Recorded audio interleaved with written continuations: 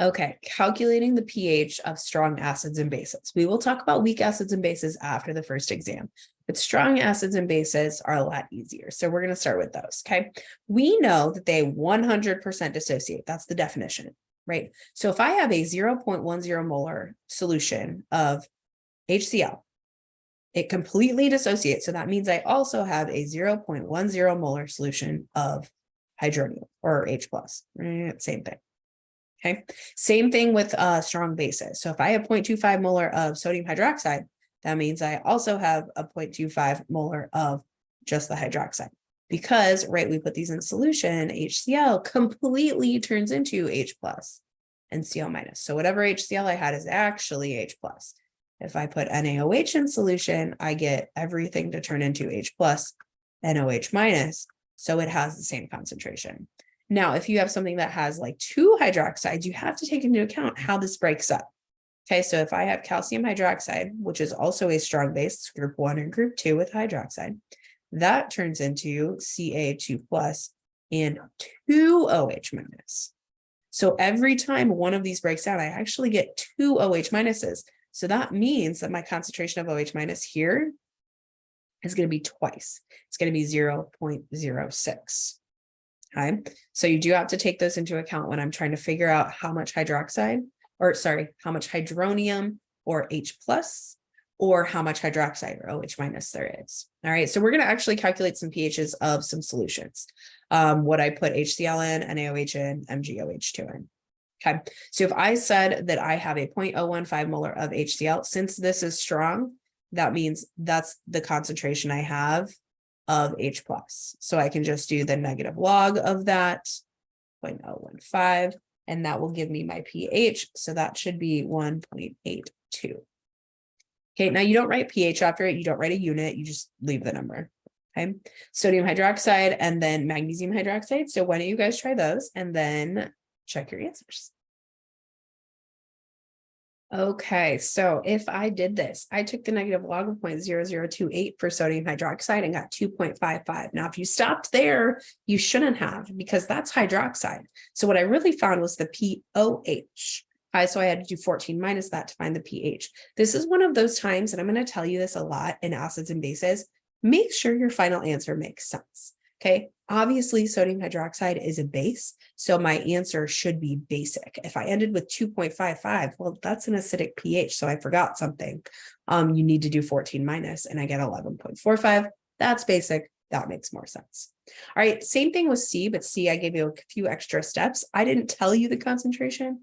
I told you the grams dissolved. So the first thing I needed to do is convert that into moles and then find the molarity of that solution. So I put it over the liters, 0.8. and found the concentration was 0.0075. Then to find my pOH, I actually had to multiply by 2 because there are 2 OHs in each magnesium hydroxide. So really the molarity, so this is the molarity over here of the hydroxide. Okay, because I just want the hydroxide. So I did pOH is 1.82 and then 14 minus to get pH is 12.18. Again, make sure your answer makes sense. Okay, now we're going to do one that's backward. All right, I've got the pH of a 450 milliliter sample of SrOH2 solution, measures at 11.39. What mass of SrOH2 is present? Okay, so this isn't really, doesn't really need to start off as a dimensional analysis, but I am going to have to do some to get to my final answer. So let's break this down. What do I have? I have a volume. This is my solution. So I'm going to go ahead and put that in liters. I have a 0.450 liter thing. Okay.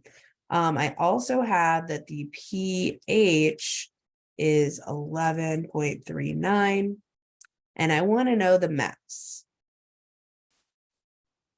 Okay, so in order to get to the mass, I'm probably going to have to do the moles, and then I can convert to mass.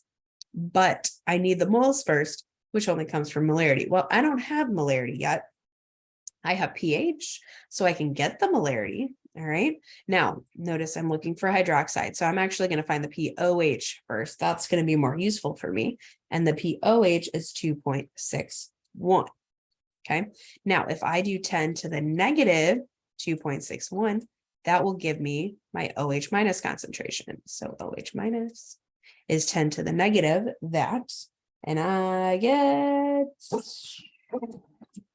0.00245 molar.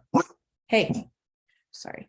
So I've got molarity and now I want to find my moles. So if I have molarity and I have liters, it's actually very easy to find moles. Okay, so you might want to set it up like this. The whole molarity equals moles over liters. Okay, so my molarity is 0.00245. I want to know moles, so that's really my X over my liters is 0.450 liters. Okay, so my moles are not a number that I wrote down. So let me do that math really quick. Okay, and then I just wrote it down. It's 0.00544. So this is moles of OH minus. Okay, well, I'm trying to get to mass of SrOH2. All right, so how am I going to do that? I'm going to do a dimensional analysis to cancel everything out. Well, first I need to get to moles of SrOH2. And there are 2 moles of OH minus in every 1 mole of SrOH. Oops, 2. So then my moles of hydroxide will go away, and then I can do molar mass. 1 mole of Sr. Oops, there you go. OH2 has a molar mass of 121.63 grams. Now this calculation will tell me the mass, and the mass should be 0.067 grams of SrOH2. Okay, now you can set this up a different way. You can start a different way, but this is how I kind of would think of it in order to get to my final answer. So if you have questions, let me know, and I can go through another one of these with you if you need to.